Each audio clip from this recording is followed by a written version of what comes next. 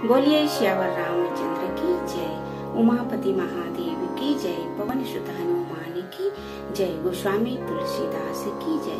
प्रेम से बोलिए गंगा मैया की जय। सज्जनों, आज संत शिरोमणि महाकवि गोस्वामी तुलसीदास जी की जयंती का पावन दिवस है। आप सभी को बहुत बहुत बधाई, हार्दिक शुभकामनाएं। सज्जनों, आज गोस्वामी तुलसीदास जी की जयंती का पावन अवसर है, तो आज हम गोस्वामी तुलसीदास जी के जीवन चरित्र पर प्रकाश डालने का प्रयास करेंगे। तो सबसे पहले हम जानने का प्रयास करेंगे कि जयंती किनकी मनाई जाती है। जयंती उन महापुरुषों, महान संतों, महान विभूतियों की मनाई जाती है जो समाज, देश के लिए अनुकरणीय होते हैं। उनमें से एक हैं संत शिरोमणि महाकवि गोस्वामी तुलसीदास जी। तो सज्जनों, उनके चरित्र पर हम आज प्रकाश डालने का प्रयास करेंगे। तुलसी जयंती के पावन अवसर पर देखिए, गोस्वामी जी का अवतरण की तिथि और निर्वाण की तिथि, ये दोनों तिथि एक है। गोस्वामी जी का अवतरण कब हुआ? संवत 1554 कालंदी के तीर, श्रावण शुक्ल सप्तमी, तुलसी धरियो शरीर। ये है अवतरण की तिथि। और निर्वाण की तिथि संवत 1680 घाट के तीर, श्रावण शुक्ल सप्तमी, तुलसी तजियो शरीर। ये विचित्र सी बातें गोस्वामी जी के जीवन चरित्र पर हमें देखने को मिलता है। सज्जनों, गोस्वामी जी के अवतरण की तिथि और निर्वाण की तिथि एक है।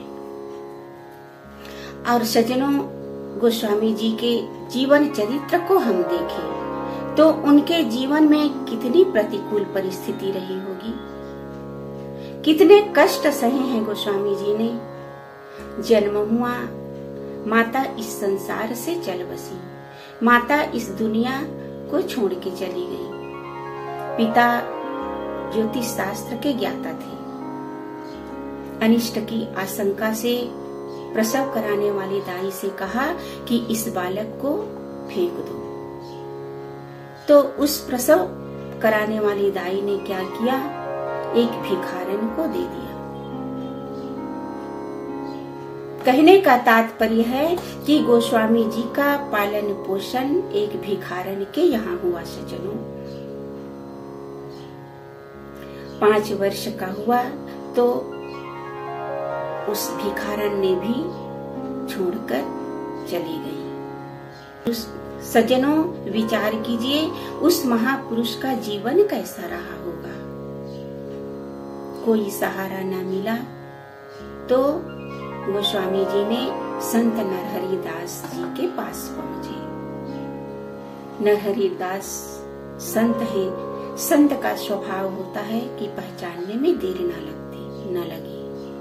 नरहरिदास जी पहचान लेते हैं कि ये कोई साधारण बालक नहीं है, ये हरि भक्त है। संत नरहरिदास ने उन्हें शिष्य स्वीकार कर लिया और नाम दिया तुलसीदास। विद्या अध्ययन के पश्चात विवाह हुआ रत्नावली के साथ। गोस्वामी जी पत्नी के प्रेम में इतने आसक्त थे सज्जनों कि एक दिन रत्नावली मायके गई तो गोस्वामी जी भी चले गए। घोर अंधेरी रात, बिजलियां कड़क रही थी, तेज बारिश हो रही थी, नदी उफान पर थी।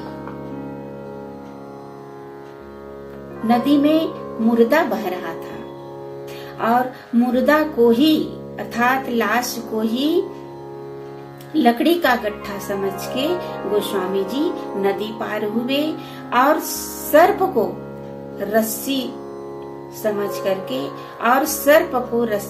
करके रत्नावली के पास चले गए। सज्जनों, रत्नावली हरि भक्ता थी। जैसे ही गोस्वामी जी को रत्नावली ने देखा, लज्जित हो गई। जैसे ही गोस्वामी जी को रत्नावली ने देखा, अनायास मुंह से निकल पड़ा, क्या लाज न आवत आपको दौरे आयहु साथ, धिक धिक ऐसे प्रेम को कहाँ कहाँ मैं नाथ, अस्थि चर्म में देह मम तामे ऐसी प्रीति, तैसी जो श्री राम में होत न तव भीति। रत्नावली ने कहा, ये हाड़ मांस का शरीर, इनसे तुम्हें इतना प्रेम? रत्नावली ने कहा, ये जो हाड़ मांस का शरीर है उससे इतना प्रेम? इतना प्रेम अगर भगवान से करते, राम जी से करते, तो तुम्हारा जीवन धन्य हो जाता। बस पत्नी का शब्द भेदीवान गोस्वामी जी के हृदय में लगा सज्जनों, और सांसारिक बंधन को छोड़ के, सांसारिक बंधन का त्याग करके परमात्मा के बंधन में बंध गए, अर्थात परमात्मा के मार्ग में चले गए, भगवान के मार्ग में चले गए। सज्जनों, गोस्वामी जी ने जो त्याग, तपस्या, भजन किया है ना, आज उन्हीं का ये प्रसाद है जो हम सब बांट रहे हैं, क्योंकि कुछ त्यागे बिना कुछ मिलता भी नहीं है। और मैं सच कहूँ तो आज रत्नावली ना होती तो रामायण ना होता। आज मानस की रचना उस महान देवी की कृपा से हुई है। सज्जनों, पत्नी वही सच्ची है जो पति को संसार से भगवान की ओर ले जाए।